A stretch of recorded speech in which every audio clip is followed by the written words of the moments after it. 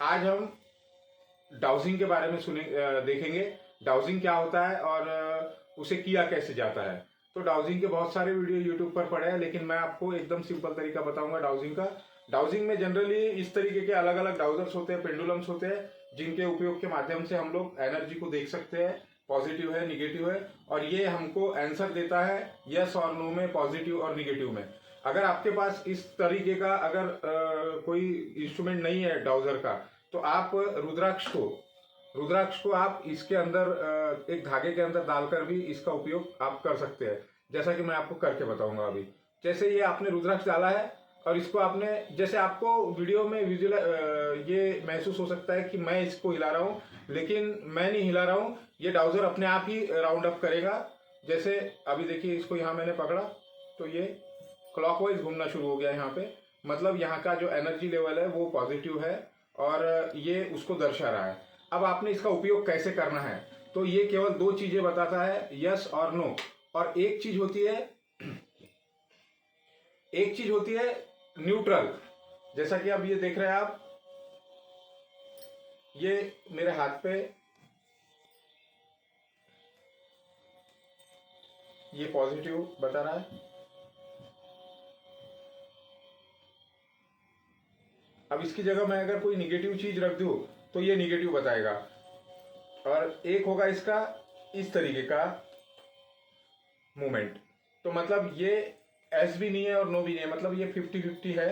तो ये जो है डाउजर, इसकी आपको प्रैक्टिस करना पड़ेगा। इसके साथ आपकी केमिस्ट्री, आपकी जो ऑरा है वो इसके साथ मिलनी चाहिए।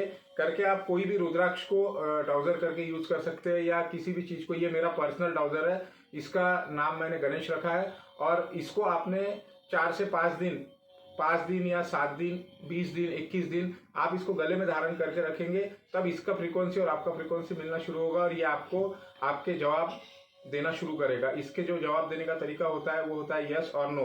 तो जैसे मैं स्टोन है ये यहाँ पे एक स्टोन मैंने लिया हूँ और मैं इससे सवाल पूछूंगा कि क्या ये स्टोन मेरे लिए सुटेबल है, तो ये यहाँ पे घूमेगा।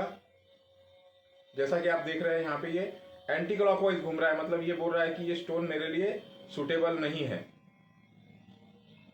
उसी तरीके से मैं दूसरा स्टोन लूंगा, ये यहाँ पे है कैटसाई। अब ये कैटसाई पर ये घूम रहा है पॉजिटिव। आप देखिए उसके राउंड बढ़ते जाएंगे आप पकड़ेंगे तो।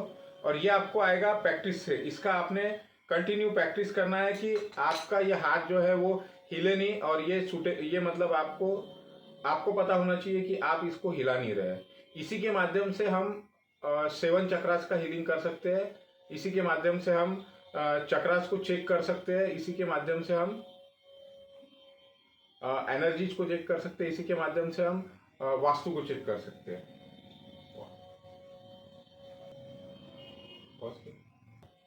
एक बार हम फिर से स्टोन का देख लेते हैं कि ये हाथ पे स्टोन कौन सा सूटेबल रहेगा यहाँ पे। तो ये हमने स्टोन रखा, और क्या इनके लिए ये स्टोन सूटेबल रहेगा। यहाँ पे ये डाउजर एंटी क्लॉकवाइज घूम रहा है, इसका मतलब ये स्टोन इनके लिए सूटेबल नहीं रहेगा। दूसरा लो वहां से।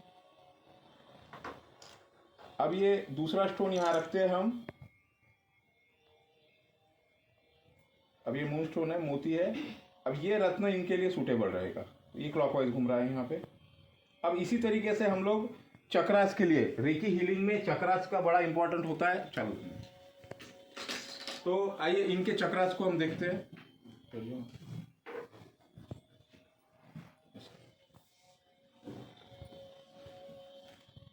अभी सबसे पहले हम इनका मूलाधार चक्र चेक करते हैं, क्या इनका मूलाधार चक्र बैलेंस है।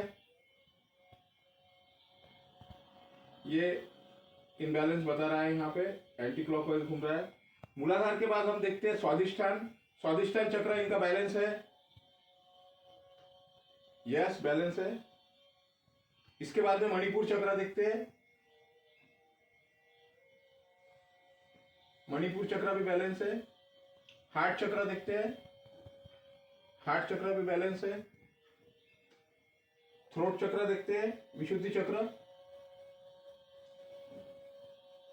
विशुद्धि चक्र इनबैलेंस है और ये थर्ड आई चक्र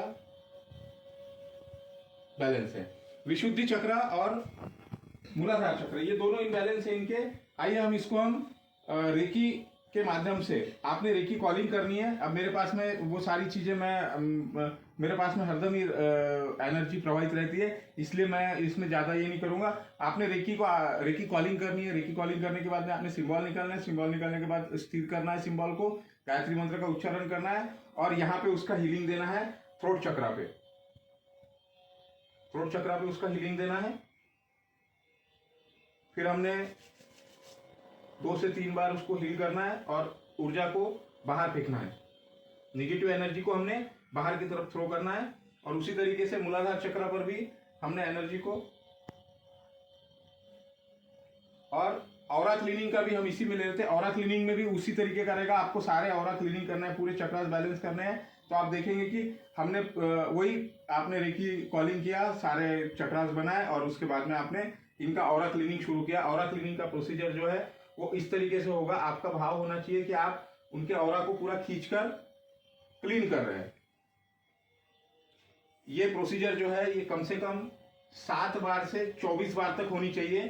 ये धीरे धीरे आप महसूस करेंगे और उस एनर्जी को, निगेटिव एनर्जी को भी आप महसूस कर सकते हैं।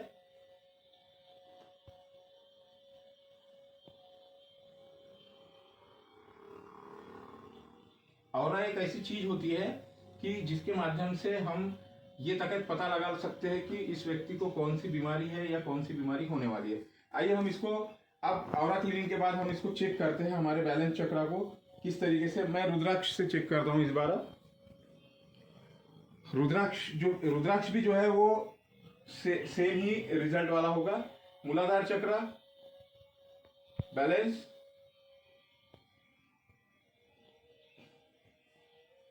स्वादिष्ठान चक्र बैलेंस, मणिपुर चक्र भी बैलेंस, हार्ट चक्र, विशुद्धि चक्र, थर्ड आई चक्र, ये पूरा बॉडी इनका बैलेंस हो चुका है।